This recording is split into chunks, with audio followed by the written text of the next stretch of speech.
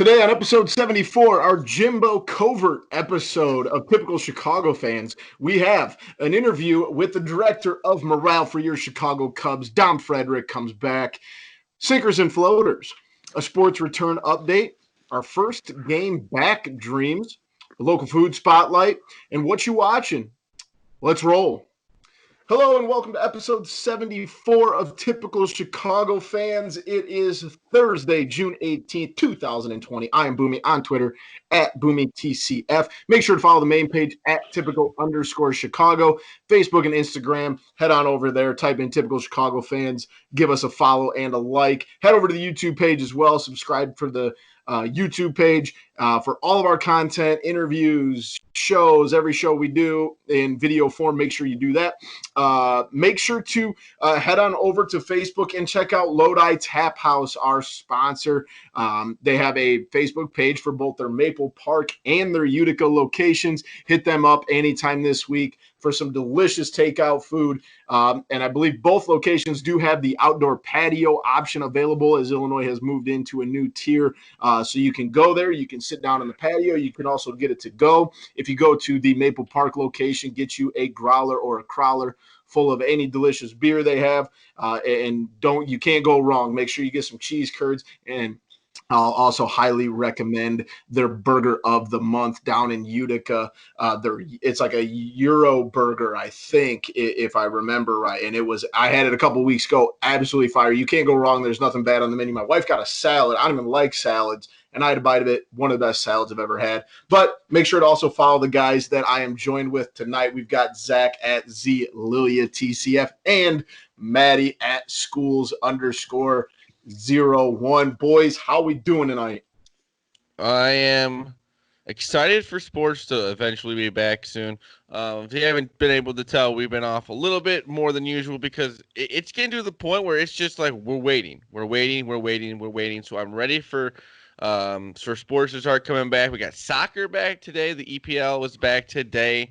So we're slowly starting to get back to normal sports activity. At some point, boys, we're going to be on sports overload, and we're going to be so excited about it. But at this point, you just kind of sit and wait for sports to come back. I actually watched some soccer today when I was at the gym. I never watched soccer, but it was live sports, so can't complain. Maddie, how we doing in the Schoolfield cave tonight?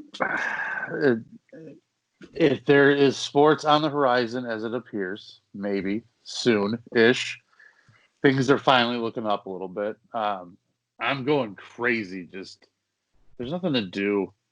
Especially now it's getting hot out. It's not even nice to be out. Like today, it was brutal. I want to sit outside when the sun is just blazing. It's 89, 90, whatever it was. Humidity's through the. It's just come on. At least if you're just sitting out on your deck, sitting outside, you got a baseball game on the radio, something like that. At least it just I don't know, makes it feel like summer somewhat. This is just hot and it sucks. Yeah, absolutely, man. I'll bitch when the winter too. You know me. So don't give me fucking. I will openly admit I don't like it fucking hot. I don't like winter. So, give me a nice cool spring or fall day. Oh, like last weekend when it was 70 and sunny, there was just a light breeze. You could golf in it. You could swim in it. Literally, it is the perfect weather. Southern California almost basically is what it felt like. So, I don't know. Give us that for a few more weeks and I'd be happy. At least this past weekend, we were at least given a little bit of a treat with the Sammy Sosa, Mcgwire documentary on ESPN. So let's go ahead and throw it to our interview with the director of morale at Dom Frederic on Twitter. He was kind enough to come on to the podcast with us tonight. So let's throw it to the interview with Fred.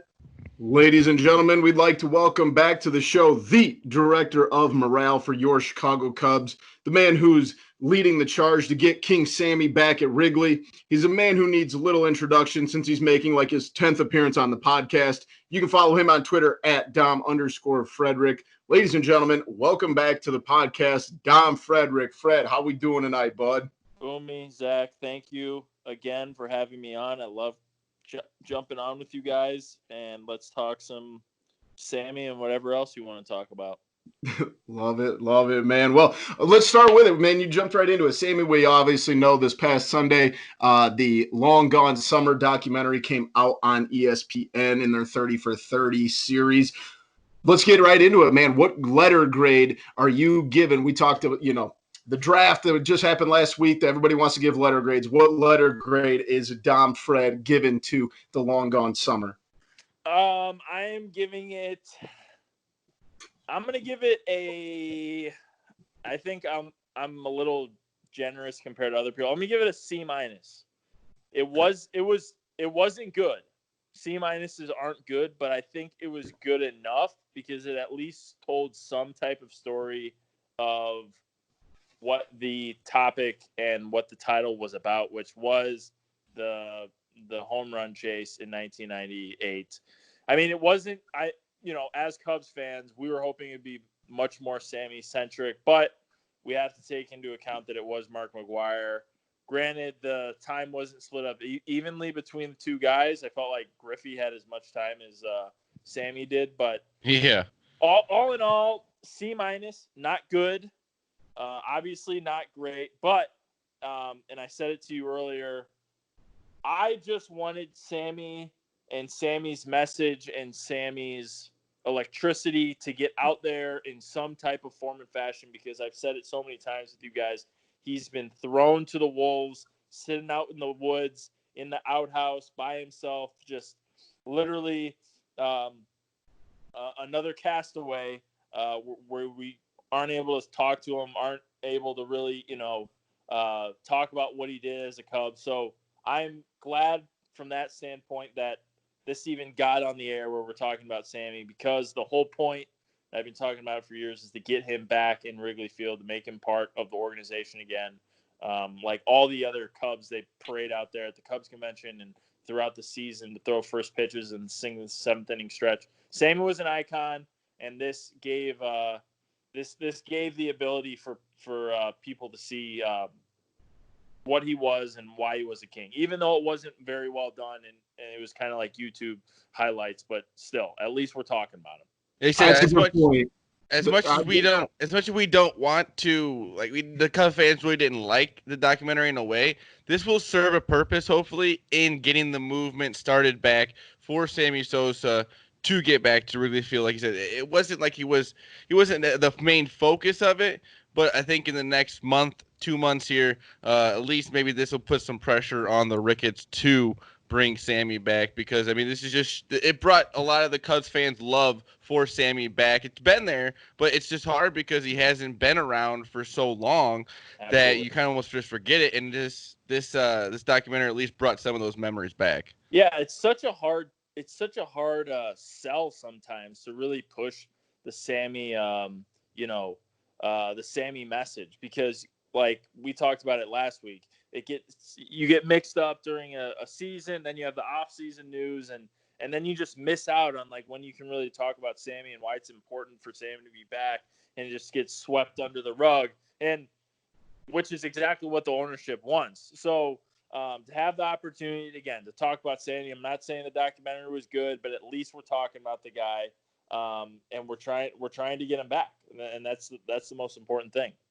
And it kind of proved that without Sammy Sosa, this wasn't much of a. I mean, it was a home run race, but he brought like so much of his personality to it because they showed absolutely. how boring Mark Mcgwire was, and he didn't want to do media and this and that. And Sammy just loved all of it, and it just kind of came out in that. That's the nice thing about it too. It came out that I mean, Mark Mcgwire was there to hit home runs, but he wasn't there for the media. And Sammy Sosa was going to talk to anybody. He was just happy to be there. Absolutely, and I think. For me personally, I mean, I was young when Sammy was making that home run chase in 1998. I vividly remember more, 2003, 2004, obviously, those years. But dude, Sammy was like as electric as Javi was back in the day. I know we talked about it last week, but just hearing some of those the clips, but Sammy was like, God picked me, and he's saying he's the man just right next to Michael Jordan and things like that. I mean, those are great lines that today, if there was Twitter back then, it would be blowing up and it would be he would be as electric, probably much more electric than Javi is. And Javi is one of the most electric players, we've ever seen. I think he's one of the most electric players in the game, the most electric player in the game.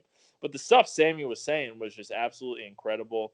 It's just a shame we didn't get more of it. And that's why Sammy needs his own documentary. Hopefully, this is, again, what we were talking about last week. You want to get people fired up, Marquee Network. Make a fucking Sammy documentary. Yes. You're telling you can get all the clips from WGM and Bob Borwall, and I'm telling you, there's got to be clips of him in the locker room with the boombox, wearing cutoff T-shirts, looking absolutely yoked. You can't tell me there isn't footage of that. Him walking around, taking BP. You know what I mean? That's what we want to see as Cubs fans. And you get a few good lines in there, and it's like, it would be absolutely amazing. It could really tie in the past that everyone's frustrated about with the Cubs losing WGN to the present of Marquee Network, and be able to tie the past and present together and hopefully move forward, considering there are these roadblocks that we talked about last week, that the Ricketts, and again, I support them, but they're setting up these roadblocks along the way and these missteps that people aren't trusting them. Obviously what's going on right now, that's a massive L. And they need to find a way to connect with the fans better, because right now it's from the ownership, it's not happening at all. And this could be a way to do it. I couldn't believe they didn't ask Kerry Wood about the boombox. I was waiting for that for a while there. Yeah. Just something like, if somebody bring that up, like that was kind of the questions that I was kind of looking for, something new within that, like just kind of try and also, like you were saying with like footage, like some of the footage was like the Chris Bryant jerseys on there. That was kind of weird. Like you'd like to see, like hopefully they'd have older footage, but maybe they couldn't get it. I don't know. MLB is hard to get that stuff too. It's out there. They essentially took like all the videos that I was tweeting off of YouTube on the Twitter, and like they just used that in the documentary, and that was their footage, which is too bad. There's got to be more footage out there that really represents and gives a behind the scenes look at what Sammy was like. And again, we need him to have his own documentary. That probably won't happen within a couple of years or so. I hope it does happen. It's not going to be ESPN, but I hope another program, Marquee, something like that, takes on the challenge. And again, they act like Sammy's this boogeyman, but it's 2020, man. People are so over it. And we talked about it last week again, like the hypocrisy where Mark Grace is let back into the organization's arms, and all these other players with these troubled pasts, and the fact that Sammy again is kicked to the curb is unbelievable, and it's such an easy W for the Ricketts family, who again I'm going to keep supporting, but they got to start making some smart, just simply smart moves to get this fan base back on their side. So I feel like that would be incredibly easy just to involve Sammy again. Yeah, like you said, it's just it'd be so easy right now to just be like, oh, bring him back, and everyone would just kind of almost forget about that you didn't bring him back. Absolutely. So, Fred, what was your favorite part of this documentary? My favorite part was, it just felt like it was like they did short sprints of Sammy, where it was like home run, home run, home run, home run, home run. Okay, Mark Mcgwire. My favorite part was probably seeing and again, there weren't a lot of chances to see this, but seeing like Sammy like playing catch with the neon green whatever Harry Carey glasses on. Glasses, yeah, some of the goofy things you saw, the press conferences, the line, God picked me and things like that, and the Michael Jordan thing like we talked about. And then when Mark Mcgwire goes, when I go up to heaven, I hope I meet, I think it was Roger Maris or something like that, and then Sammy was like, what about me? Things like that, these one-liners that were perfect. That's what I like the most. That's not a very exciting answer, but that's what happens when you don't have a very exciting documentary. Well, like they were even saying before, it's not like they were like great friends off the field or anything. So like when they came together for those interviews, Sammy just kind of turned it up and made an interview. Like you said, if Mark Mcgwire was out, even La Russa was saying, like, if it wasn't for Sammy, those interviews would be so boring. Dude, you're so right. And I don't want to go on a tangent, but it's got to be such a bad feeling when these directors and producers like spend all this time. And again, they might have not spent that much time, but to put this thing together and then to get the reviews that they did on this must be absolutely crushing because I feel like no one liked it. No one liked it. I mean, maybe some Cardinals fans did, but like up here and in general, no one liked this thing, and that has to be an absolutely terrible feeling. Yeah, especially you said with a lot of Cardinals fans, you didn't really hear a lot from them. It almost didn't seem like it. Yeah. It wasn't much from their perspective because Mark Mcgwire's been there for. It's not like it's a brought back up. Mark Mcgwire's probably played on the scoreboard and stuff all the time and stuff like that. Dude, he's in the Hall of Fame. He's in the Cardinals Hall of Fame. So it's unlike Sammy, that like no one in the Cubs organization, you don't even get to see him at the games. You don't get to see his highlights. There's so much. And I don't mean to get political or anything what's going on in our country right now, but you talk about some freaking privilege. The fact that Mark Mcgwire's been let back, you're talking about Mark Grace has gotten let back, and Sammy's got to bleach his freaking skin to feel like he's welcomed again. I mean, it's sad, man.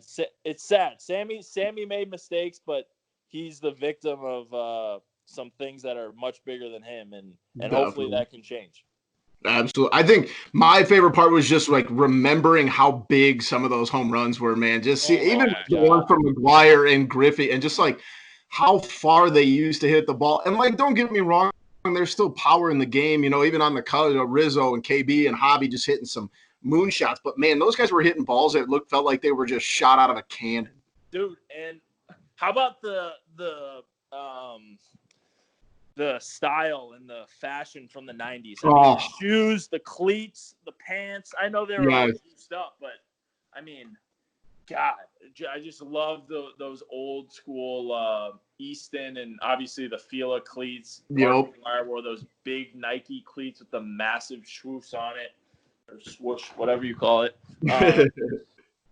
Yeah, it was electric. The stuff, I mean, man, the 90s looked absolutely awesome. And again, the documentary wasn't great, but to be able to relive it in some type of way was good enough.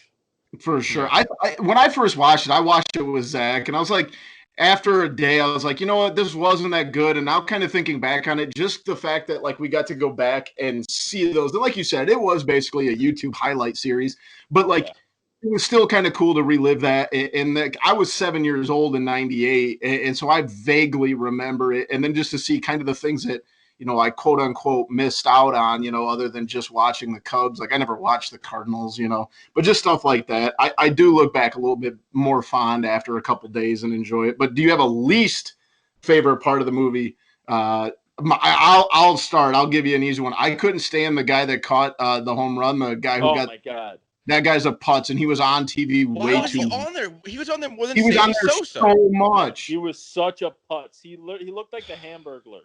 The McDonald's hamburger. That's what he looks like. What a putz. Yeah, you're right. That's a perfect way to explain him. I mean, Tony La Russa was pretty bad. I mean, he was just a dud. What else? Like when they were talking about like Mark Mcgwire, like with the media, like they got way too in depth with Mark. It wasn't like if you were gonna do this thing. Like I said before, Sammy needs his own documentary. Like, they just dug in way too deep for things about Mark, and I feel like they missed a lot of things as well about Mark. Like, they showed his home runs, but they didn't show this like incredible like excitement all the time from the city. You know what I mean? It was just kind of like him. They were just showing like clips of home runs. They weren't showing like St. Louis kind of is pretty bad. So I guess like nothing was going on outside the stadium. I don't know. It seemed like they were playing in like an empty parking lot and just fans congregated around. And there wasn't this big like, you know, push or you know, the excitement that was going around in Wrigleyville at the time. You know, it didn't seem like it correlated to St. Louis. I guess that's right. They talked about like how it quote unquote saved baseball at the beginning, right? Coming off the strike. And then they just kind of like forgot to mention like what the numbers in attendance look like and the TV ratings, and Yeah. they didn't really get the essence of the home run race. And don't get me wrong, I'm not complaining about seeing all the home runs and the leaderboards and everything of who's passing who. But like, if you want to encapsulate that summer really well, you've got to talk about like what this did for attendance, what this did for TV ratings, and how many millions of people were checking SportsCenter every night and stuff like that. Yeah, the economy. Why don't you talk about some local bar owners, like restaurant owners, like things like that, make up the atmosphere around each stadium. I felt like that was totally missed. And again, the director, man, that must be a terrible feeling to just flat out swing and miss on so many different aspects. But yeah, there were a lot of bad moments. But while I was disappointed, I'll keep going back to it. I'm just thankful that we're talking about Sammy again and to make that push for him to come back. Well, speaking of that, like I said, we would like to see Sammy more in the documentary. But how do you think Sammy came off? After it all is done, he did the interview with Scott Van Pelt after. He did the interview the next day with 670 the score. Yeah. Yeah, I mean, I don't mean he's charismatic as hell still today in 2020. I love the guy. He's absolutely, yeah. I don't mean to, ham it up with Sammy, but I still label him as the victim. I mean, yes, he made mistakes. He's not a perfect person. Yes, he juiced all those things, but to get the backlash that he's gotten by the organization and to be served this sentence of being totally exiled from the organization is absolutely ridiculous. So I think Sammy's handled himself as well as you can. He's, everyone's looking for this apology. Like, he doesn't need to apologize for anything. What other organization has made a guy apologize, though? Yeah, it's Ricketts should be the one apologizing. The fact that he has nothing to do with this and has continued this stigma around Sammy Sosa, he's feeding it. He should be the one who has to apologize from keeping it away from the fans, and it's absolutely ridiculous that it's still going on. So Sammy's taken the high road. Sammy has said on so many occasions he wants to be back. He loves Chicago. He loves the team. He loves the organization. How he loved that, the Cubs won in 2016. He was jumping up and down like he was on the team when he was watching it. I mean, he's saying all the right things, and I believe him. It doesn't, what does he have to gain, honestly? What does he have to gain to just come back to Wrigley Field for one day or come back to the Cubs convention? I mean, it's not like he's going to, monetarily gain from this or anything like that. It's just simply, good feelings, good vibes, water under the bridge, you're mending fences. And he's the one who's actually trying to make that happen. He doesn't owe anyone an apology. And I feel like if he did give an apology, it wouldn't be real. And it's not warranted. So Sammy's absolutely in the right here. And I'll say it again. The Ricketts have to start making some good decisions. I'm going to continue to support them. I'm one of the only guys on this freaking app that supports this guy, supports the family. And they've made so many mistakes. I'm going to keep trying to support them, keep trying to see the positive things that they've done. But they got to start making some good decisions to, bring the fan base together. And this would be the number one thing to do. Oh, for sure.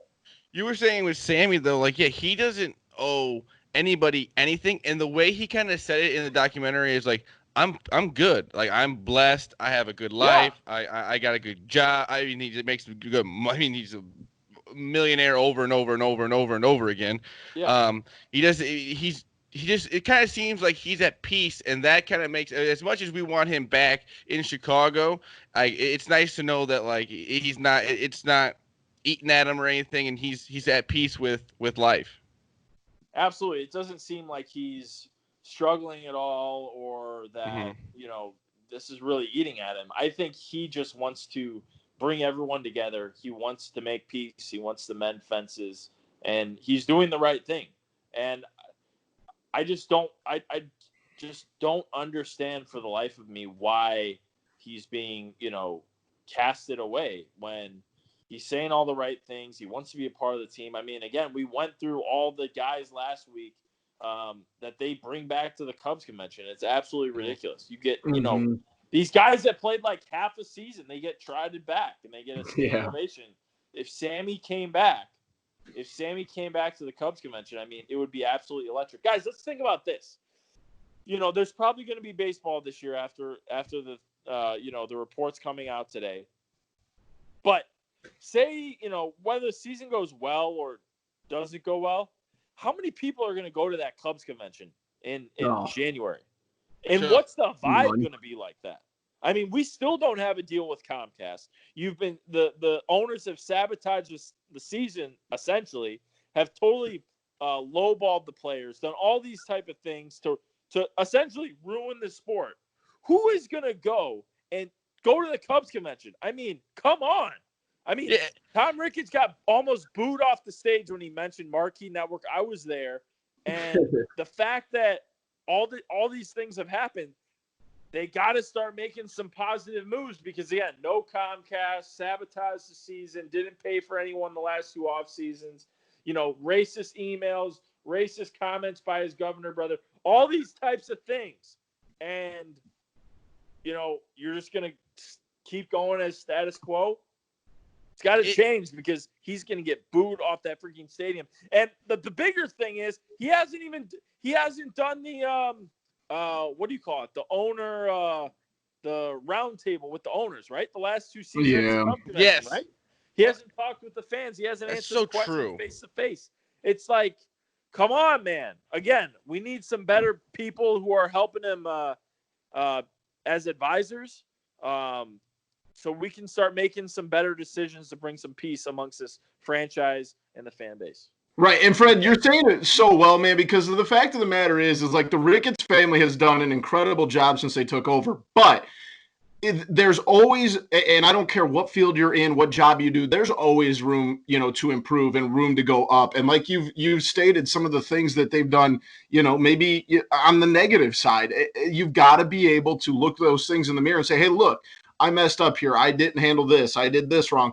And like, keep going forward. Like, you've done a great job over the last, 10, 12 years now with them. But like, you don't want to sour that relationship. And I feel like this would be a very, very, very easy way to get yourself back in some good graces and clean up maybe some of those things that piss people off. Absolutely. I think, and I know people get frustrated about the players, about Joe Madden when he was the manager, about Theo, making some moves that didn't work out, But I feel the crux of what Cubs fans are frustrated at is Tom Ricketts and the Ricketts family.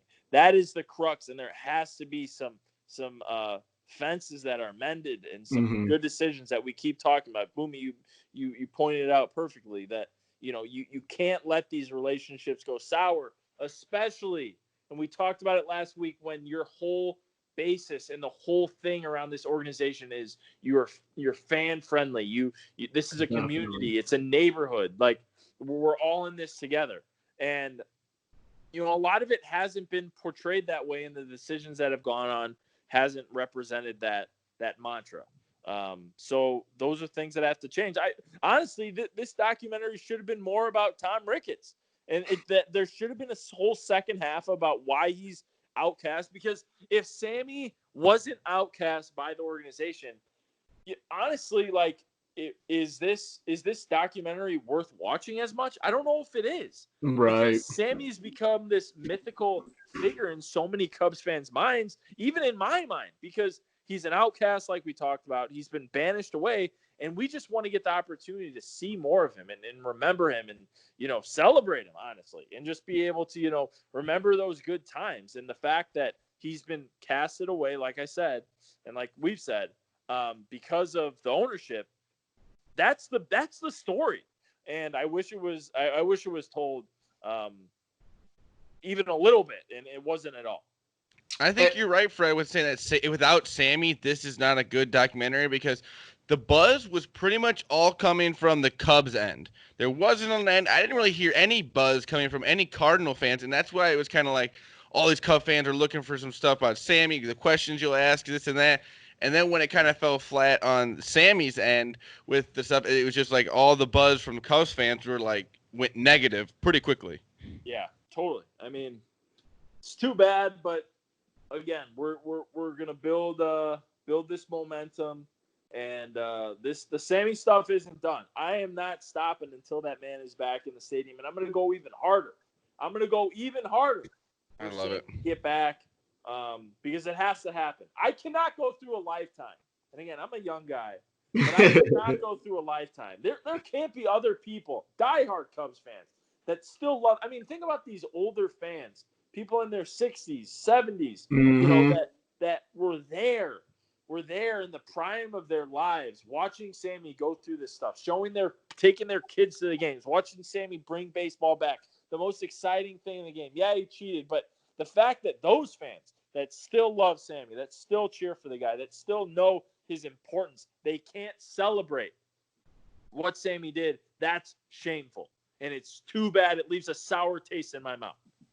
Absolutely. Hey, there was a point in the documentary. Did you feel like it near the end there when they were talking to Sammy about coming back to Wrigley?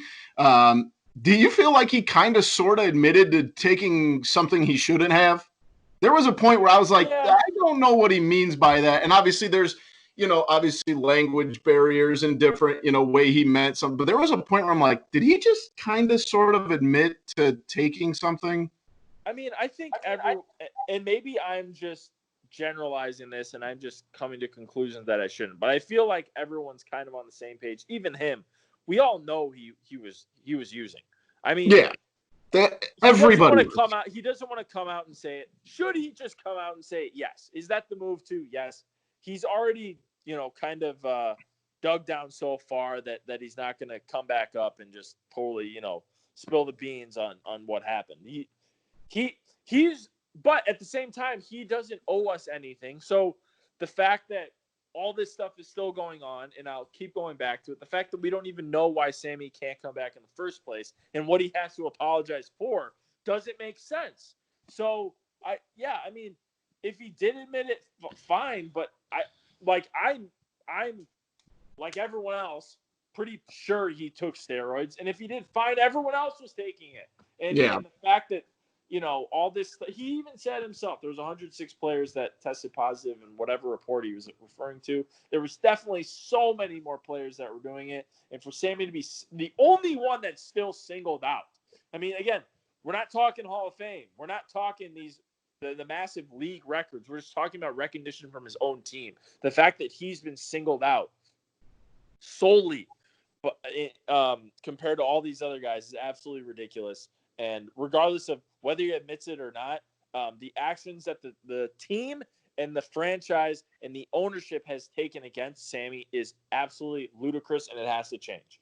Well, I kind of wish they would emphasize a little more is the guys they were also playing against were taking steroids too. The pitchers they were playing against were taking. I mean, they weren't like the only people out there taking steroids. Like in front of those. Also, what do you think about? They kind of just brought up steroids, and the first thing you saw was Barry Bonds. It was like, Barry Bonds that was his problem. I mean, that was the game back then. Everyone was doing it. I mean, it's a disgrace that Barry Bonds is not in the Hall of Fame. He's the great. He has to be the great. I mean, his stats are insane. Like, forget steroids. The dude used to get walked with the bases loaded. Like, that's really, what? How is that guy not in the Hall of Fame? Like, that's insane. But this is where, and I'm on board with you guys with all this stuff. But my argument and my focus has really nothing to do with the Hall of Fame. Sammy and I support what you guys are saying. I agree with you guys, but it's like I'm just dumbfounded by Sammy being exiled by this organization for no real reason, and I'll stand by that, and that will be the talking point for me until that changes, because I feel like we can't go from, and I totally agree with what you're saying, Zach, but I feel like we can't go from Hall of Fame talk. Barry Bonds obviously should be in the Hall of Fame, but for Cubs fans, we can't talk about Hall of Fame until the guy can get let back into the stadium. I mean, we can't put the cart before the horse. And as of right now, Baseball Hall of Fame it's kind of a joke with how they're going about it, and like you said, the whole steroids thing it's kind of making it hard to do, but like, I don't know. Like I said, we need, as of right now, our focus is get Sammy back to Wrigley. Absolutely. That one focus. That would be electric. I can't even imagine like the video of him walking out of the dugout or wherever, walking out of outfield or wherever they're going to bring him out, and just the crowd. And what I would like to see is a video of Tom Ricketts and the expression he gets on his face when he realizes like this just imagine this would have happened 10 years ago, something like that. Like, hey man, this is the time. I mean, you can always mend fences. You can always put the water under the bridge, and I don't feel like the wounds are so big that they can't be repaired. They can't be stitched back up, which is a good thing. So, again, I hope they act upon what the fans have been talking about, and we can get Sammy back sooner or later. He should be the first. I tweeted it out. Tom should have called Sammy immediately while this was going on, while the documentary was going on, and say, "We need you back ASAP. We need you hitting tanks, taking BP while we're, absolutely botching these negotiations as owners. Just have Sammy there hitting absolute tanks 24/7 until we get back on the field. Then he throws the first pitch. He sits behind the dugout, and it's absolutely electric. He carries us to a 60 or 65-0 season, and we win the World Series in 4. It'd be absolutely electric.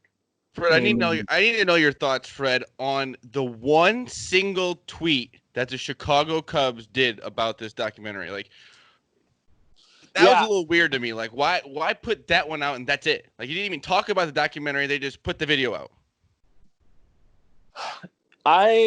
So it's confusing. Naturally, I have my mindset is always positive. I'm always trying to see the good things, the good side of things. And when I saw that, I said, okay, maybe this is going to change. Maybe this is some type of turning point. Maybe I'm being way too, hopeful. But I was just thinking that this could be a turning point. Maybe they engaged a little bit more on the topic, and obviously that didn't happen. I don't know what's going on behind closed doors. I don't know who decided to send that tweet out. I don't know what the rules are that the ownership has put in place or the protocols that they put in place for the team, and how they're going to go about Sammy from a media standpoint. I'm just hoping that that's not the only thing that we see from the organization regarding Sammy, and I feel like that's all I can really say about it, because I'm hopeful that things will change and that Sammy will be welcome back. So I don't want to jump the gun and just be, and bash it. Again, I think this comes down to Tom Ricketts. It comes down to the Ricketts family. They need to own up themselves. They need to be able to mend fences themselves. And, they're not in charge of the Twitter accounts. I feel like, I don't know this for sure, but I'm assuming there's either some type of protocol put in place for Sammy, or the people are just walking on eggshells because they don't know how to go about it. You see it's kind of different with the Marquee Network. They're run by, they have different people running that account. The people that run the Cubs account and the Marquee account aren't the same. I've kind of noticed that the Marquee account is a little bit more liberal with what they're going to put out. I don't mean politically, but they're more open, and there's much more things they're touching on with the Marquee Network. The Cubs account, the Cubs Twitter account, Instagram account isn't that way. So I know there's different people running those accounts. Maybe the conversation and discussion is happening as we speak, to where we can start to bring Sammy back, like we're all talking about, and welcome him back into the organization and have good things happen again. Last thing here, I'm just going to say to the Chicago Cubs organization, the owners and everything, we know they listen to the show. It's as simple as this. Give us a Sammy Sosa day, bring him back to the convention, and we'll forget it all. Like, you just bring it, just let him come back, and you'll understand how happy Cubs fans will be and everything. Just bring him back. Like, it just doesn't make any sense at this point. Yeah, bring him back, or just see what the response is. And it's as simple as that. See how it goes. I mean, if you really think seeing is believing, see how it is when he walks back up on that stage and he's wearing the 21 jersey. I mean, just think about it. Sammy walking on stage with a 21 jersey. I'm getting goosebumps right now just thinking about it. A 50, 60-year-old Sammy walking on the stage with that 21 jersey. No one should be able to wear that freaking jersey besides that king. And if you see him walking up on that jersey in the Cubs convention in the Sheraton Hotel downtown Chicago, it would be absolutely electric. And Ricketts will see for himself the response that he will get. And then it should be said and done from there. And then you bring him back. You make him Sammy Sosa, the icon that he is, the king that he is. You put his name up on the stadium, things like that. And then we move forward. We win a bunch of championships. Speaking of moving forward, Fred, one last thing before we let you go. It's looking like the Cubs are going to play hopefully 60 games this year. What's your prediction on the Cubs' record in those 60 games? We talked about it a little bit last week. It's going to be a sprint. Hey, man, I love our chances. I really do. I love the fact that there's a universal DH. It gives us so many more options. Yes. I think, and we talked about Ross already showing that he wants to play the best 9. We have an older pitching staff, obviously, but that means we're going to be it favors them because they're not worn down from the start of the year. They be able to go, whether it be go a little bit longer into games, probably not. It'd probably be more like they're going full speed for those short amount of innings. And Yu Darvish is going to carry us. Hendricks. Hopefully we get a really good cue. John Lester, things like that. Tyler Chatwood look great in the spring. So, man, I feel good. I really do. I just want baseball to be back. And hey, and you know what? I don't know if you guys were going to talk about it, but I love the momentum the Cubs created from the draft. I thought it was absolutely awesome. You're looking at a guy that second round pick, Burl Caraway. If I'm saying that correctly, I'm probably not. Dude, he could be in the bullpen this year. That's how good this guy is. And you're talking about an absolutely electric lefty with a. Was that the kid from Houston Baptist? Dallas Baptist. Yeah. A guy who's got a absolutely electric fastball, a true fastball that's going to sit up in the top of the zone, and then has an absolute hammer to carry on. To complement those 2 pitches. He could be in the bullpen once this thing all opens up, and I would love to see it because the Cubs need guys who can throw it. The Cubs need guys who can strike people out.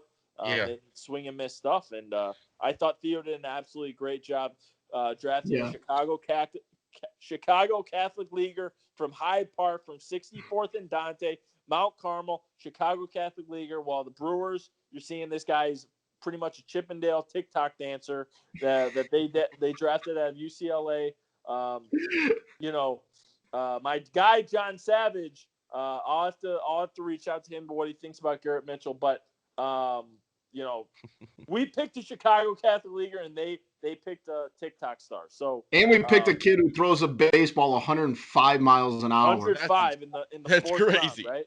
In the fourth round, absolutely electric. I love the draft. The draft was absolutely. The kid from Michigan's nice too. Late in this short draft, I love that pick there too. Yeah, I mean, I think everything will be told in later years, but I think Ed Howard is going to be a great defensive shortstop. I'm very familiar with him. I've seen him play a bunch since he was a freshman at Mount Carmel. I've seen him play a bunch, probably 8 to 12 times. Really familiar with the kid. Really good player. He can hit. That's probably his worst tool, though. But if he can figure it out on the offensive end, really tough kid, good kid, and. Hey, he's going to be able to hold down the position. I thought Theo did an absolutely great job. And again, Burl, he could be in the bullpen this year. That would be insane. Dropping absolute hammers from the left side. I like that kid. I thought that, like you said, man, I thought they had a great draft. And I even think about you being up there. Obviously we've never seen Ed Howard out here in the sticks, but obviously the videos and everything of him, I love the pick, especially like you said, a Chicago kid. I just love that. I obviously hate that it was a shortened draft. I love the MLB draft for some weird reason. But the Cubs did very well. And if they can get one of those kids to be an impact player here in the next couple of years, more power to them. And it just, keeps making the organization better. Yeah. It kind of had the feel of like an NFL draft in a little bit of a sense. I felt like each pick had so much more weight to it, obviously, since there weren't as many. I don't want to say it's a shame, but there are a ton of kids that aren't getting the opportunities that they should have in past drafts. But, I think it might be good for baseball in a sense because they could promote that draft a little bit more, and it might really value the picks that they're making. You're not going to see these high school picks, where these kids, whatever, they're wasting picks in like the third and fourth round and to like take that. some former player's kid. Yeah. So I think it was a good thing. It was fun to watch, and I'll like to see how it plays out in the future. Absolutely. Well, once the season, hopefully, knock on wood here, it gets going, we'll have to get you back on. Fred, thank you so much for joining us tonight on Twitter at Dom_Frederic. And Can't Instagram, thank you enough for coming on, man. I'm trying to build the Instagram a little bit. Yes, the Instagram. I'm not gonna beg for it, but if people go on Instagram more than they do Twitter, I know people enjoy Instagram more than Twitter at times. So I'm posting on there if you want to follow along. Yeah. But thanks again for having me, guys. Zach, Boomy, you guys are the best. Whenever this starts up again, let me know, and we'll get it going as always. Absolutely, man. We appreciate you jumping on. And his Instagram is the same as his Twitter at Dom_Frederic. Follow him on both. If you haven't done it yet, I don't know what you're doing with your life, but go do it. You got Instagram on your Twitter. Follow him both. Let's get Sammy Sosa back to Wrigley. Sammy Sosa back. The king, baby. The king. Amen. Thanks a lot, Fred. Thank you, guys. Fred. Thanks as always to Dom Fred for coming on. That's about his 10th appearance on the show. We love having Fred on. Make sure to follow him on Instagram and Twitter at Dom_Frederic. He is the man. He has been so kind to us to come on the show as much as he has. And once baseball gets rolling, we'll make sure to have him back on. But boys, let's talk about it, man. That documentary had some of the biggest hype in sports documentaries since The Last Dance. I know it was only a month ago, but like Matt said earlier and Zach said, we don't have sports. So we were so hyped up for it, and I feel like it just kind of fell short. What are your guys' thoughts on the long gone summer? Kind of like what I said in the interview was like it was a lot of buzz with Cubs fans. It was a lot of guys that we wanted to see Sammy Sosa, we wanted to see highlights, maybe get some answers, some questions that we wanted to be asked and stuff like that. And that's when it really fell short is that it just there was nothing there to that. Like, it was nothing new. There was really nothing. I mean, you could go on YouTube and watch any of those highlights, any of those videos, whatever. Yeah, there was no inside the locker room stuff like they had in The Last Dance or on the bus or traveling or anything like that. Those kind of things that you were looking forward to and you just never got to see. Because I think overall it was perceived well by the world as people liked it. It was a good story. I mean, you got to know some stuff about Mcgwire, stuff like that. But for like us, that's why it kind of stunk, is because we were looking for other stuff than that. And it was still, I would say it was still a decent documentary in a way, I guess. But I didn't like it. I was not a fan. I with Zach big time on that. It felt soft to me, and when Ask Steve some hard-hitting questions. Yeah, when Steve Traxel's talking about, when he gave up the homer to Mcgwire that passed Maris, when Sosa came running in from right field, like when he said he was pissed about, like, give me more of that. Yeah, that was one of those times I was like, dang, I mean, it was kind of went in a direction that maybe against Sammy, but still it was something that was like, ooh, that's a thing that somebody, like, I wanted people's emotion in the moment. Like, the biggest controversy that they highlighted was Mcgwire, like, when he got tossed from the game in the first inning, and it was over just balls and strike kind of bullshit call, and people were mad. That's what we're worried about. That was insane. St. Louis is going to throw garbage on the field because a guy got ejected because he was yelling at the umpire. Come on, bro, that's par for the course for that garbage city. But you know what I mean? Though, like, what do he deserved to get kicked out of the game. I hate Tony La Russa probably more than anybody that's ever been in baseball. And the fact when he was talking about the last game of the year, how Mcgwire, he just said he couldn't go out there. He was he was all he was out of gas. And I told him you got to get out there. There's no other way around it. You got to just at least go up and just thank you for saving the sport, and thank you for saving us all with that gracious move of making sure Mark Mcgwire went out in game 162. Thank you very much, Tony La Russa. I don't know what we would do without it. could they find any more boring people to be in this? The writers, Mark Mcgwire himself was just boring. That Yutz that caught the ball that was on the screen for like a total of 10 minutes. Get out of here, dude. I don't need that. Like he was in there more than Sosa was himself. Sammy had so much personality. Sammy has so much personality, and it was just not. I mean, it was just not shown well enough. And I'll play devil's advocate a little bit on this. Like maybe Sammy just didn't give him that much. Like maybe that was all the interview that Sammy was willing to talk about. And he came off well. He came off really well. Absolutely. But at the same time, like maybe like don't hype it up to be, like hype it to be a Mark Mcgwire documentary with Sammy's, stuff sprinkled in. It just didn't feel like it built.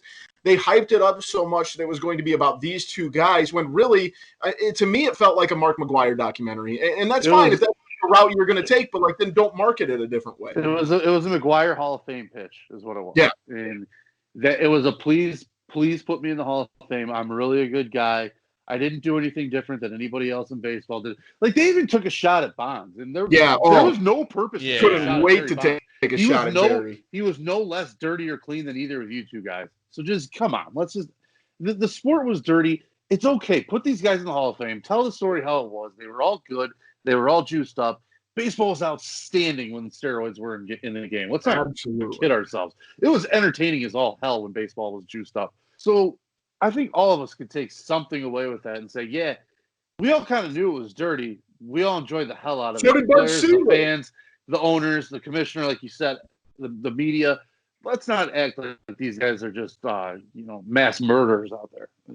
Come on. And speaking of that, how did he get all the way to Congress? Like, come on. Like, who cares about they're saying on PFT. They were saying that on PFT. How dead was 1998 when Congress had time to talk to people? Yeah. Come on. Like, what? Who cares? Like, why do they care if these guys were taking steroids, which were not even illegal in baseball? Do you guys remember 98 like well? At all? Not, I was 3, but okay. I remember Sammy. You remember like later the 2000s, like because he hit 63 times, I think. Yeah. Is Boomy frozen? Boomy's frozen. Boomy's frozen. Frozen Boomy. He looks very serious. No, I was like, part of my thing too with the whole documentary was like Sosa was not ever my favorite Cub. Like I never had like a huge love for the guy. Like didn't hate him. He was obviously carried the team. He brought the Cubs to the map, and I can't stop looking at it. We're gonna leave all this. We're gonna leave all this in here. This is wild. People who are listening, you can't tell, but Boomy he's glaring. Go to the YouTube and watch this. Glaring at me and Matt. But, he looks pissed that I was not a huge Sosa guy. More of a Prior Wood guy myself. But there he goes. But I don't know. It was the sport was awesome then, man, and I don't know. I mean, and like you said, Boomy kind of said it in the interview too. You talk about them at the beginning, talk about saving baseball, but you don't say how they saved baseball. You don't bring up anything with the attendance or anything with it. They just kind of glossed right over that. Like, come on, bring it back. Like you gotta know how to bring the whole story together. Boomy is back. He's just shut off. No, we're keeping this Boomy. We gotta cut. We gotta cut that up too and tweet that out. That whole segment. That's about a perfect minute and a half of frozen Boomy. But Boomy, we were talking about just how the Sammy doc kind of just fell short and kind of lost their storyline too. Like they kind of went away from the '98 season. I mean, and I've heard this from but they a couple other people. Like when I watch a documentary, I want to learn something new. Yeah, right. I watch Ken Burns documentaries to learn something. I watch documentaries on Netflix and Amazon Video to learn something. I didn't feel like the cool part of it was, yes, I got to relive some of the things from when I was 7 years old. That was super cool to see that. Some of the stuff that I didn't get to see, because I was a space cadet 7-year-old. That was awesome, but I didn't feel like I learned anything new. And that it kind of, like you said, man, it just kind of fell short. It could have been so much better. But like Fred said, it's a great opportunity for the Cubs and the Marquee Network to pick this up and run it, with a Sammy Sosa documentary, which would be absolutely incredible. Something to fill the void come December, January, whatever the case may be. I would love that. I would absolutely love that. Like, kind of we'll give Sammy a day at Wrigley Field, and we'll kind of give him a documentary. Like, it can be like a kind of a whole bring everyone back together. It does make me want to see one on Bonds. Bonds, that year he hit 73. Good God, how awesome would that be? I just don't think he'll do one. Like, his personality is not like that. No, he was swaggy as hell though when he was playing. I know, but he might have a little willingness to talk. I don't know. He didn't like to talk back in the day. I mean, he liked to talk to the media when he was doing well, but then when everything with the steroids, he got mean. He was a red ass. But I do think that, like, out of everybody, he's the greatest. He was unbelievable before steroids, though. Too. He was a Hall of Famer, bar none, before steroids even were a question. Walked with the bases loaded. Yeah, that doesn't happen. It does that. Those numbers he was putting up in like 01, 02, 02 yeah. It's insane. Insane. Let's jump into it, boys. As always, sinkers and floaters. My sinker this week, and as always, mine are always kind of weird, but is mermaids. Because a city in Florida, I know I'm going to butcher this name. I know you're going to make it fun of me. I know you're probably going to cut it up, but I think it's Ya Watchin, Florida. Yeah, that's a real place. But it's known for their mermaid shows. Apparently, they have these giant water tanks, and these women dress up as mermaids, and they do this underwater mermaid show about 50 miles north of Tampa. And apparently, Tampa. Yeah, anywhere in Florida, it's banana lane down there. But they have signed legislation to dissolve the city of Ya Watchin because there's only 13 residents there. And you know what? You don't hear about mermaids that much in the media or anywhere. This was the one place that mermaids had to, kind of a safe haven, and now it's gone. So hopefully they can continue the mermaid shows that have been going on since 1966. I mean, are these like, $20 for a song kind of mermaids, or what kind of mermaids are we talking? Listen, outside Tampa. That's a good question. It is very, very possible. I think Tampa is the adult dancing capital of the world, if I believe. That in Atlanta, I think. But yeah, it is. But what I've gathered just by looking at the pictures and stuff, it's almost like the Tommy Bartlett water show, but like a very poor Florida version of it. Just like women swimming underwater and dressed as mermaids. That's a description. That's a hell of a description. It's like the Tommy Bartlett water show, but like underneath where the boats and the women are. That's not a ringing endorsement to go. I don't know what is. No, absolutely not. Zach, what's your sinker this week? My sinker is Rob Manfred. Is it Manfred? Dude, I don't get, how do you one day say 100% and then 2 days later say, I don't know if there's going to be, like, even if you don't believe it, why do you put yourself in that situation? Like, how do you put yourself in that situation? How are you the commissioner of baseball and you are dumb enough to do something like that? Because how do you not know, like, something is going to come about of that? Like, don't say anything. Yeah, you don't have to say 100%. You don't have to say you don't have any confidence. Just say, we're working on it. Like, you could have easily said something else. Or he says in a statement, someone needs to save baseball. Maybe the commissioner of baseball could save baseball. Like, I understand there's a lot of stuff going on behind the scenes with owners and stuff, but, like, if there's one person who can step in, I'm guessing it's the commissioner of baseball. So, like, I just think that over the last few weeks and everything with this whole with trying to get back into it, and then also what's going to be happening with the labor talks next year, like, I think that he is not going to have a good reputation as the commissioner of baseball. I didn't think anyone would be able to top Roger Goodell as the most hated commissioner in professional sports, but Rob Manfred's giving him a run for his money. If they don't have baseball this year, it's going to be close. Oh yeah, I don't. I think Goodell's probably got enough of a following that because there's always a bunch of weird like NFL hardo fans that think the owners, the league, everything they do is the right thing. So there's got to be a contingent of Goodell supporters. I don't know how anybody could support Manfred at this point. No, the owners love Goodell. Right, and if you're on the side of the owners on the baseball thing, you're still not going to like Manfred. If you're on the side of the players, you're definitely not going to like him. Yeah, but it's just like I don't understand why he thinks that he needs to come out and say the 100%, and then where in your brain says that maybe we should go back on that 2 days later. And then not even speak about like, how he said the 100%. Like at least maybe like, oh yeah, I said 100% the other day, but maybe not now. It's like he just kind of made two different interviews. No, I'm with you. Very weird. Very weird. Maddie, what about you, buddy? What's your sick of this week?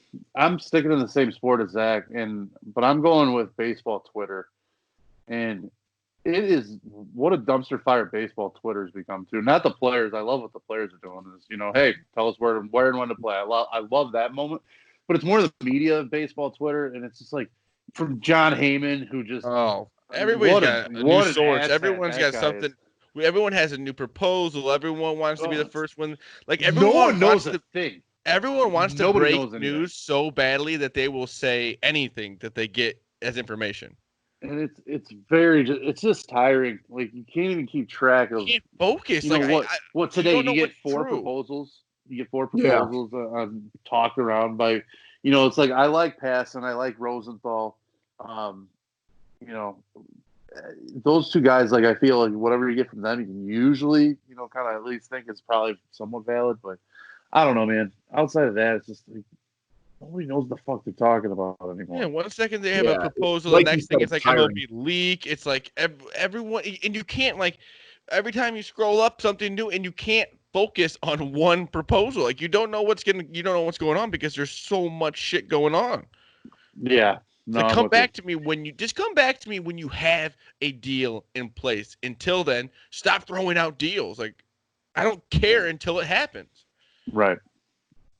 And it's just more frustrating every time you see a new deal that gets rejected and thrown back, and they try to fix it. They try to get more. Or it makes you wonder how close it ever was, too. Yeah. Are these guys just throwing shit out just for clicks, too? Every time they say, "Oh, we're so close," then they throw it back another. Oh, maybe they'll accept this one. No, they throw it back this way. It's like you're not close then. Right. I'm starting to get tiring. It's frustrating. The right way to describe it. Yep. And the players are frustrated. Oh, can't blame them. I mean, it's like you said, it's tiring, it's exhausting, it's getting old. Let's move on to our floaters, and I wrote this thinking we were going to have Pigoy on the show. My floater is wrestling. I know Pigoy's a big wrestling guy, and it's simply just because Ron Perlman, the actor, challenged Congressman Ted Cruz to a wrestling match. And I don't watch wrestling, but I would pay to watch that. That just sounds hilarious. I can't imagine that either of them are in good shape. They should have to wear the wrestling Speedos and get all oiled up. I'd pay a couple bucks to watch Ron Perlman and Ted Cruz go at it in the ring. Well, I saw Ted Cruz was like trying to get him to fight another guy. It's like you can't tell somebody to fight somebody else after they want to fight you. I was very confused by that. That'd be like if I challenge Zach to a fight and Zach's like, "Why don't you fight Matt?" Yeah, that doesn't make sense. What is Ted Cruz doing though? Like even saying that he should fight anyone? Like Twitter is such a weird place. It is a weird place. Yes, I don't want to get into the politics of it all, but I just think it'd be hilarious to watch the guy who played Hellboy and Ted Cruz just wrestle it out with like chairs and a cage match. I just think it'd be funny. Yes, my floater is Anthony Rizzo. I just love his attitude toward this, and I think that he's going to be the reason that Sammy Sosa may come back. Maybe he can get that the thing he put on his Instagram the other day. I just think that with that too, I'm just excited for baseball. And also, guys, he has a wiener dog named Kevin. That's amazing. That's amazing. Yeah, I heard that. I heard that too. I was dying. I listened to him on The Compound, which is it's a podcast with Ian Happ. I think Zach Short, and then I can't remember the other guy. It used to have the second Nico Horner on there, but he's not on there now. And he's just a great interview. Seems like a great guy. And I'm just ready for baseball to come back. And my floater is Anthony Rizzo, the captain. Love it. Maddie, Absolutely. what is your floater? Well, I mean, Not much. no. Okay, I got one. The other day, our governor, who's been under fire for a lot politically, I'm not going to get into rightfully or wrongfully. Everyone's got their opinion. No one cares about mine. However, he did say that you no longer have to register in person online for online sports gambling in Illinois. So now, once sports are back, we get to register right from the comforts of our home. We don't even have to go to a casino anymore to register. So, yeah, there's my floater. Finally, some good news. Sports is on the horizon. Online gambling is coming back to Illinois. There we go. I found some positivity in my day today. We had it all. It's been terrible, boys. I don't have a lot of floaters in my life right now, at least today. Today was a rough one. So we're going to go with online gambling is going to be easier in Illinois. Perfect. And it's late at night when we record this, so it's a perfect way to end it. Maybe you'll sleep a little bit happier tonight. I dumped a drink, 13 seconds before 13 seconds after we hit I heard record. the cup, too. I just heard it go down. I'm like, uh-oh. Yeah. Yeah. So well, let's hope maybe keep some positivity flowing here. We've kind of alluded to it, but this is kind of the reason why we haven't done a ton of shows is because you guys already talked about there's been 55 proposals from baseball. NBA is going back and forth, but sports seem closer and closer to coming back. And I think that is something that maybe does give us all a little positivity. Like Zach said, we had soccer back today. The NHL is just kind of, sitting in the waiting, trying to find their best date. It is proposed baseball may be back a month from Friday, July 19th. Any specific thoughts on the return of sports here, boys? I'm just ready for sports to be back. I think that we are going to be rewarded with some of the greatest months of sports ever here in the next, hopefully, few months, starting in later July, going through the end of the year. So I'm excited for the future of sports here in the next few months. But even if we do get sports, like major sports coming back, we still have at least a month until they're going to get back. So that's still kind of like. Maddie said it earlier, though. I think the thing I'm most excited about to see if this bubble thing in Orlando. Maddie's excited about it. I'm fascinated with this. That should have been my floater, really. I mean, let's get real. Those guys are I'm obsessed going back to college. They're going back to college. They get how like free could rooms. You not want to do that? Free room service. They're gonna get like movies that haven't been released yet. I've heard in the bubble. It's literally like summer camp when you're a kid. Yeah, burn it all, and you've got everything: booze, top 5-star restaurants, private chefs, all the recreational events, things you could ever want to do.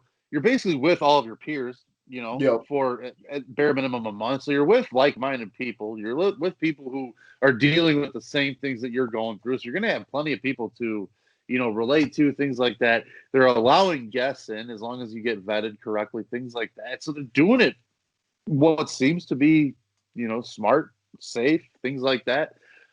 I don't know. I think it'd be sweet. You're going to see like players sitting in the stands of other NBA games. It's going to be like high school summer league games where you're playing those tournaments and all you see are like the other teams sitting in the stands, and they're wearing their practice unis and stuff like that, and it's just like everyone's sprawled out in the bleachers. Somebody crosses somebody and they like jump up like they're in an AAU tournament. Yes, it's gonna be awesome. So I don't know. Why not? Let's get into it. They gotta find a way to do a reality show with it too. Like a Hard Knocks thing or something like that. I need a camera in that players' lounge. Oh man. Well, like each team has their own. But then there's like multiple like large group, arrangements, settings, things like that. Front office staff, you got all the doctors in the world you'd ever need. It just sounds perfect. It's gonna be Yeah, a fun I thing to really hope watch. it does happen because there's been some pushback from different members of the Players Association. But in the event that it all does go down, I think this is a great situation, especially like you said, Matt. If they can create more content out of just than the basketball stuff, more power to the NBA. You said that Zach, there's not a lot. think There's a few other guys that what? No, I was just gonna say, think what you would do with Instagram if you were in the NBA. You know what I mean? Oh. Something like this, and how just your stories would just be going like crazy. Just everything you could be doing. Oh my You gosh. could build your own brand day by day without the NBA, even being a factor in that. So there's going to be all eyes on you. Once that league gets fired up, people are starved for it.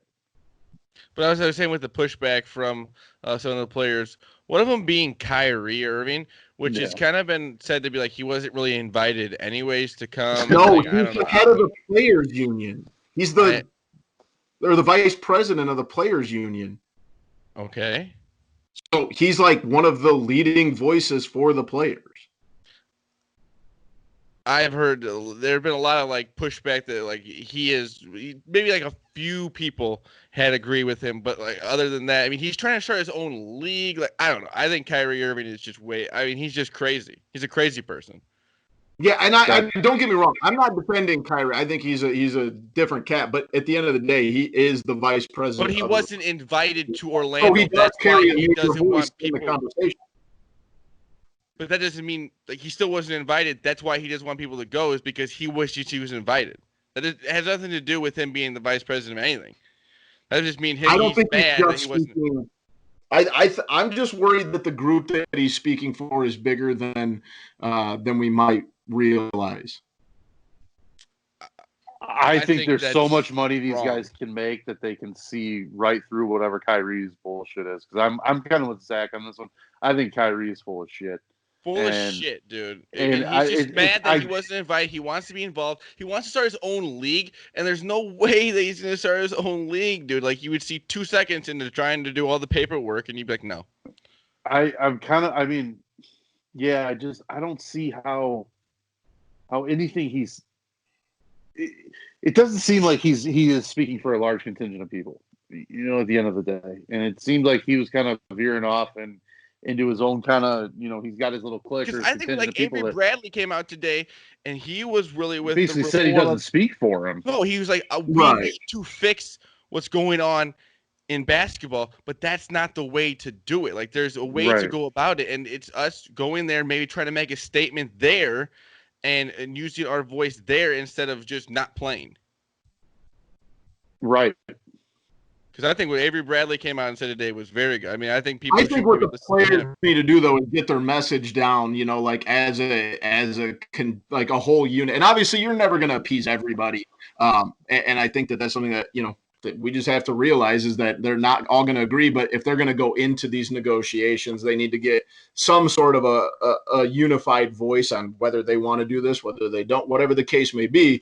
But it does. Zach, you said it very well, man. It's the message is very convoluted. It seems like some people are saying they're speaking for a large group, but maybe they're not, or some people say they're speaking for just themselves. It's so convoluted right now. I think they just need to kind of bring themselves, together in that argument to get this going. And baseball, like we said earlier, it does appear that the latest report is they return July 19th, 60 games. So I'm not holding my breath on anything for 5 minutes.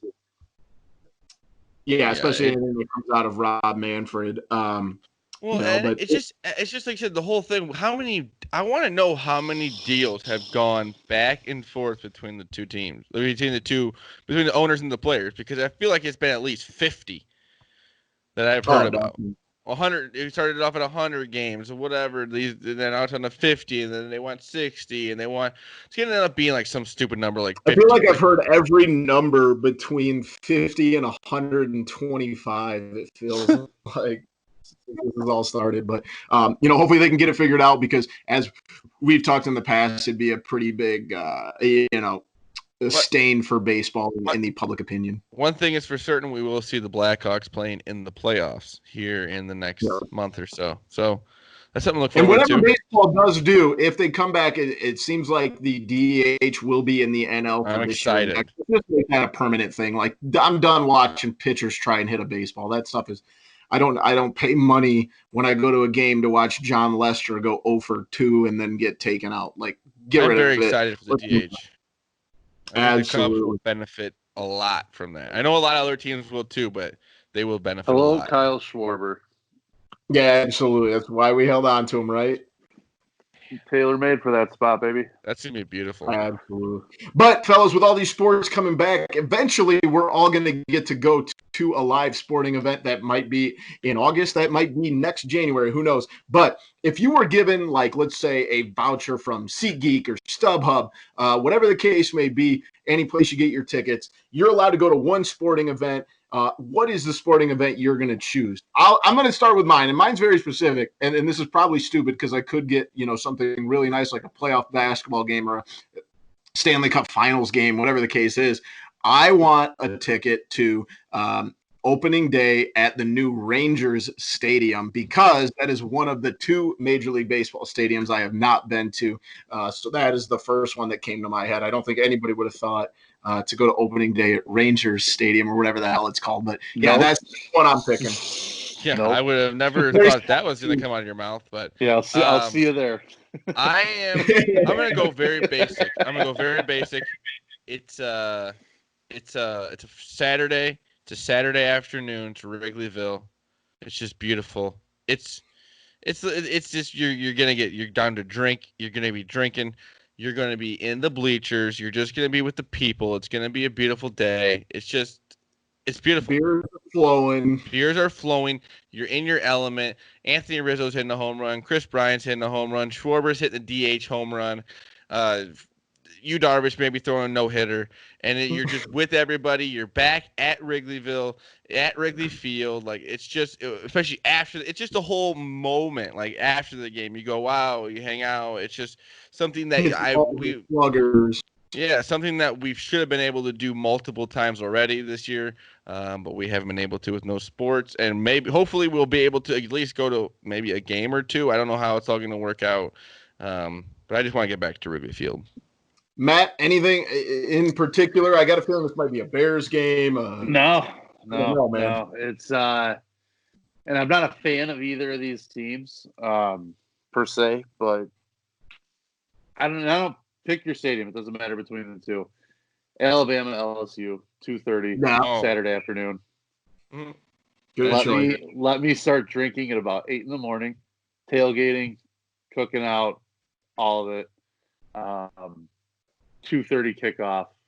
Yeah, let's go, baby. That would just be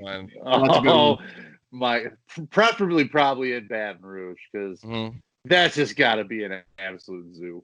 It's just got to be. That's a good choice. I was going to throw in like a Blackhawks playoff game, but I think that's a very good choice. Man. I've been to a Blackhawks playoff game, and it's a. I haven't. That's why I had to throw it. Yeah, absolute riot. But I have not been to an SEC game, and if I'm going to do it, I want the pinnacle. Good choice. I think that's a one. You can just throw that into like a dream situation anyway when it comes to sports fans. If you're going to be going to these places and drinking all these beers, you got to get some food. So let's jump into my favorite segment, the local food spotlight.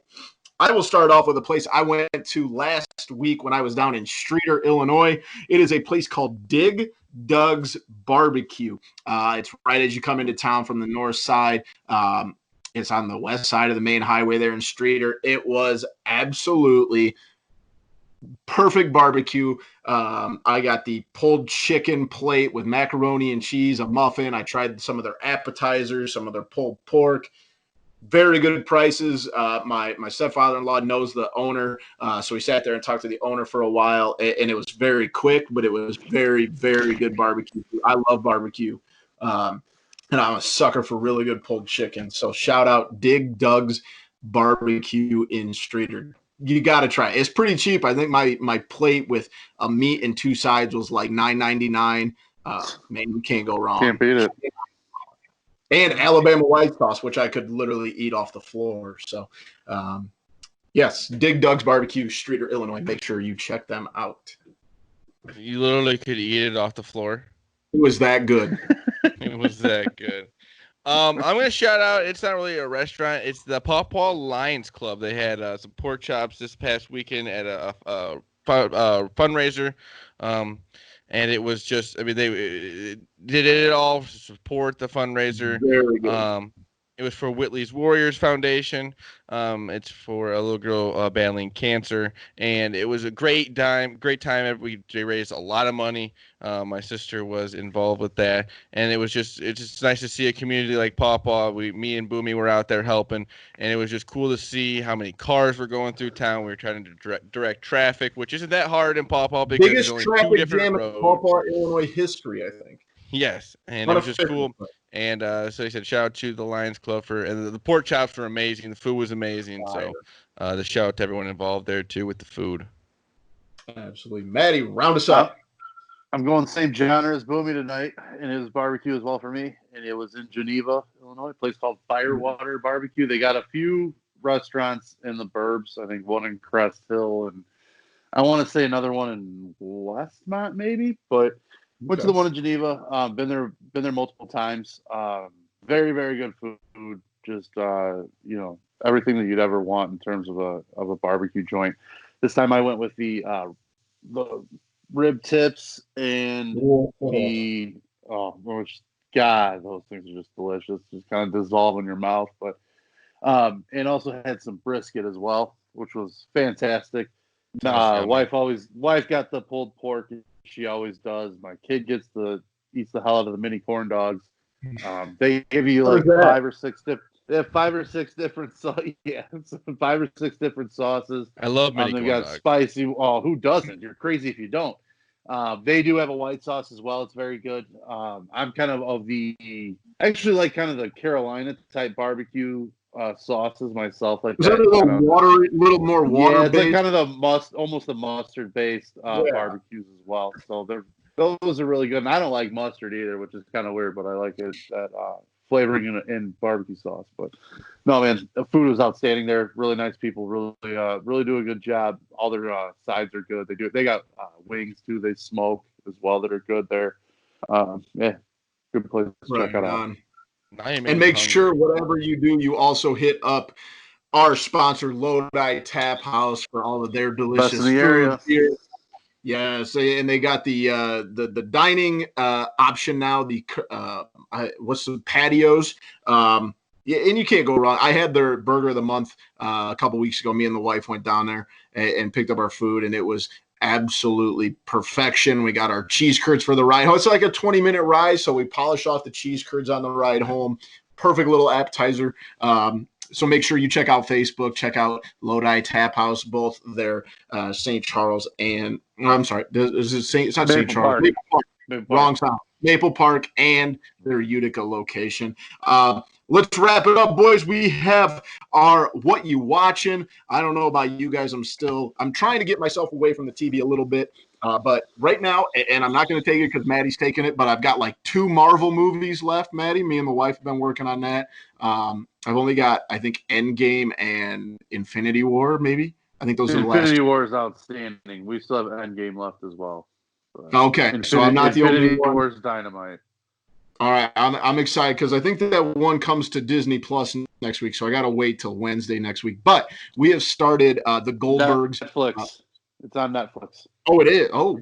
Yeah. Well, then I'm going to have to. Yeah, Infinity War is on Netflix. You're good to go. All right. Well, I've been knocking those out left and right, and I will give this. We've been watching a ton of the Goldbergs. I think I've talked about that one in the past. It's slowly becoming one of my favorite shows. It's a stupid comedy. But as far as the Marvel movies go, I'm going to throw this out there. The Ant-Man movies, I love Paul Rudd. Those were hilarious. And also the Iron Man. Tony Stark's such a dick. But awesome. Iron Man's and the Ant-Man movies. Those are my favorite. I love it. Absolutely. Okay, I'm gonna turn this on you guys. What should I be watching, boys? I've fallen out of. I mean, it's so hard to find anything on Netflix. There's too many shows for me to watch right now. Give me something to watch. I've got way too. Oh, the new season of F is for Family. That's a show you need to start. Zach. Yeah, I'm gonna start. I'm gonna watch that. Good call. Good call. I've heard that's a funny show. That's Bill Burr, right? Yep. It's like basically Bill Burr's life. Make sure you watch Space Force too. Oh yeah, that's the one with Steve Carell. Yep. I've heard that's kind of like The Office in a way, like the kind of humor, but it's like The Office, but it's a little bit raunchier. They swear a little bit more. It's pretty solid. like it's on it's a Netflix thing, right? Yep. Alrighty. Matt, what have you been watching? Well, I've got this weird habit of I'm kind of a history dork, so like when events happen on certain days, like when it's Pearl Harbor Day on December 7th every year, I'll watch like a Pearl Harbor documentary. 9/11, Yep. a lot of times I'll watch 9/11 one, stuff like that.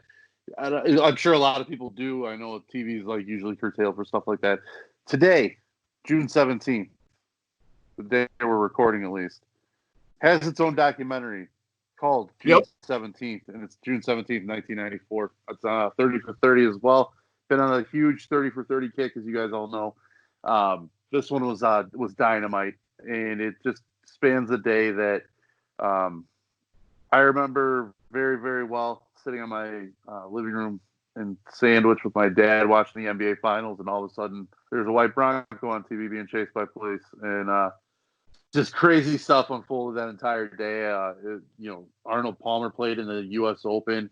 Ken Griffey Jr. was in the midst of a home run streak of, I think, 8 games in a row with a homer.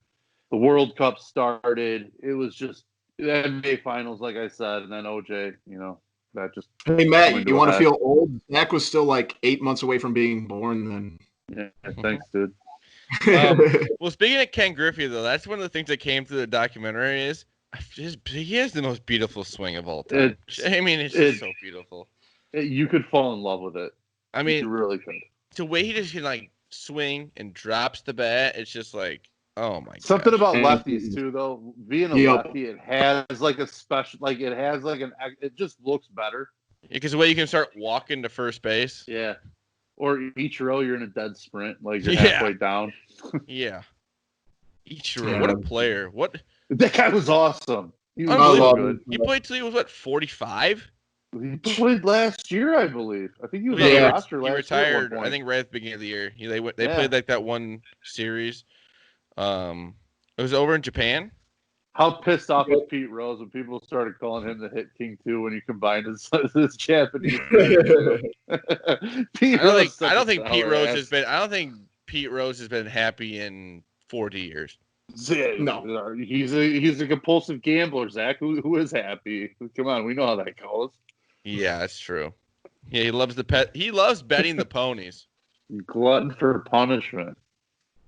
Yeah, he is something else, Pete Rose. All righty, boys. That'll wrap it up. That was episode 74 of Typical Chicago Fans. As always, thanks to Dom Fred for coming on and talking some Sammy Sosa, talking some Cubs, talking some draft.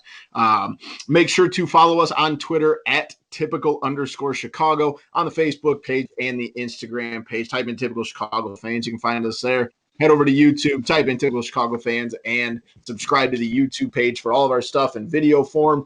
Apple Podcast, subscribe, rate, and review. Follow us on Twitter. Whatever you do, any social media, just give us a like on any of those. Make sure you follow me on Twitter at BoomyTCF, Matt at Schools_01, and Zach at ZLiliaTCF. Thank you so much for joining us here tonight. We love you all. Peace.